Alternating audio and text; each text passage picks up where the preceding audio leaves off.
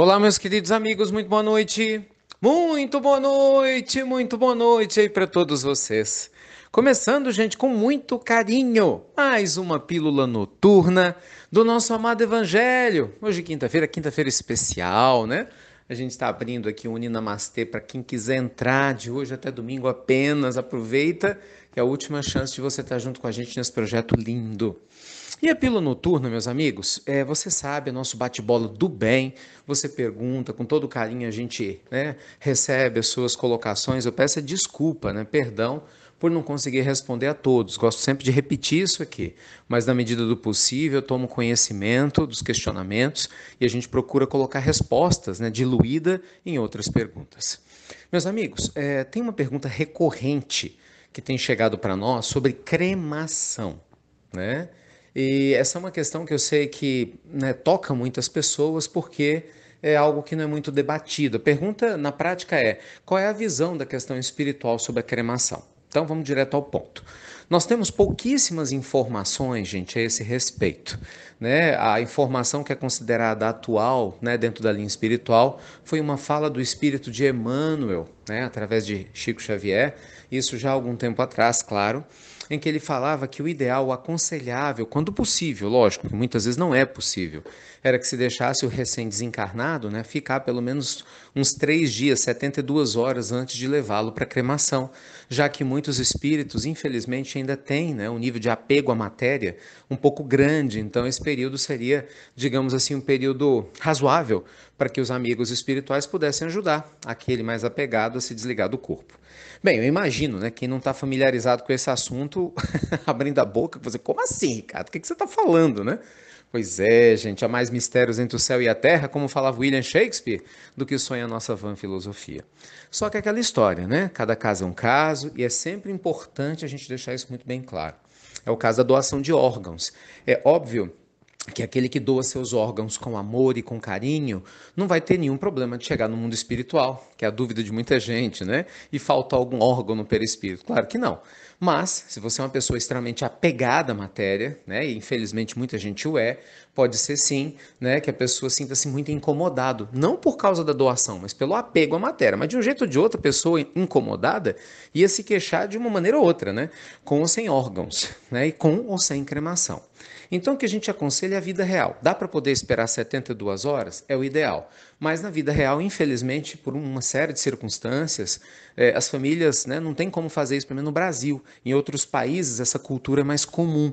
O funeral dura mais, não é o caso do brasileiro. Então, o que fazer se a opção, né, no caso da cremação, é feita? Ore. Né? Procure postergar o máximo possível, é lógico, e faça um evangelho.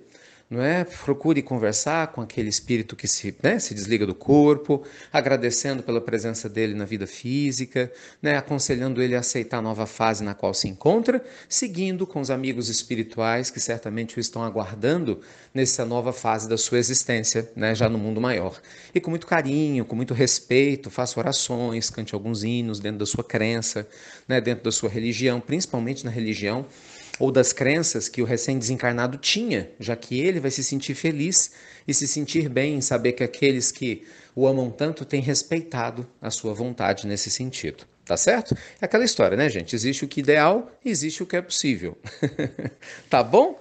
Que Deus abençoe a todos vocês, muita luz e muita paz, sempre. Uma outra questão que eu queria só aproveitar, porque são várias perguntas na mesma linha, para não ficar acumulando, é sobre animais. Algumas pessoas questionando assim, Ricardo, a eutanásia de animais sempre chega.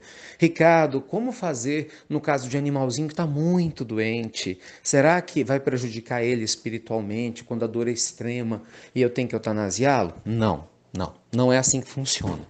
É lógico, gente, que a eutanásia nos animais ela deve ser evitada a todo custo, enquanto ela puder ser evitada. Vamos entender isso, né? Porque embora o animal não tenha livre-arbítrio como nós, ele está desenvolvendo o princípio inteligente. E é lógico que o tempo que ele fica na matéria, ele está evoluindo sim, ainda que você não entenda como isso se dá. Eu já falei disso em outras pílulas, é um tema que depois eu volto, né? Hoje não dá mais tempo. Mas, quando o caso é extremo, dores profundas, a ponto muitas vezes tem família que não tem como pagar um tratamento médico. Chega num processo extremo de dor insuportável, né? Em que, por uma série de circunstâncias, o veterinário, junto com o familiar, decidem por sacrificar a vida física do animalzinho. O que não pode, de maneira alguma, é aquele que ama simplesmente virar as costas para o seu animal por qualquer motivo, que é o que muita gente faz. Então, assim, dá trabalho, mas tem tratamento, e a pessoa não quer fazer o tratamento porque dá trabalho, entendeu? É descartável. Enquanto estava saudável, valia a pena. Agora que não está mais, não vale a pena. Então, isso é usar uma outra vida, que é importante para você. Não importa se é de um animal. E aí, claro, que o prejuízo maior não vai ser nem para o animal, vai ser para você, que pensa dessa forma e age de maneira egocêntrica e egoísta. Então, resumo da história: enquanto for possível, siga adiante cuidando com afeto até o último instante. Às vezes, infelizmente, não é. Então, quando não for, ore, agradeça ao animalzinho e deixe que ele vá grato, né, pelo período que ele passou com você, acreditando que tudo vai dar certo. Tá bom?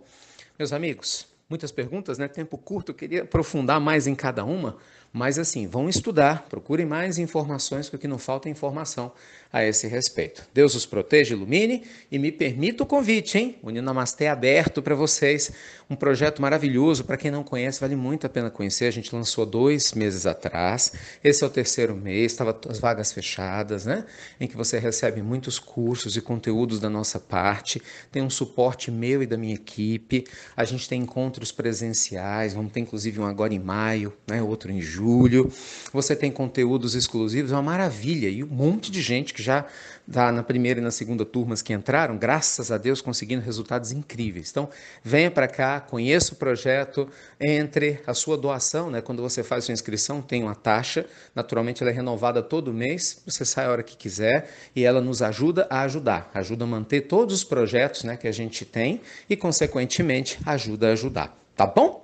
Beijo grande no seu coração, te aguardo no Ninamastê e vai estudar, viu? Nada como um estudo e informação, né, para esclarecer nossas almas em temas tão profundos. Fiquem com Deus, luz e paz, e você já sabe. Obrigado, viu? Compartilhar as pílulas do nosso amado Evangelho. Baixa o aplicativo IRM Oficial para você nunca mais deixar de receber a pílula. E até breve, meus amigos queridos. Até muito, muito breve.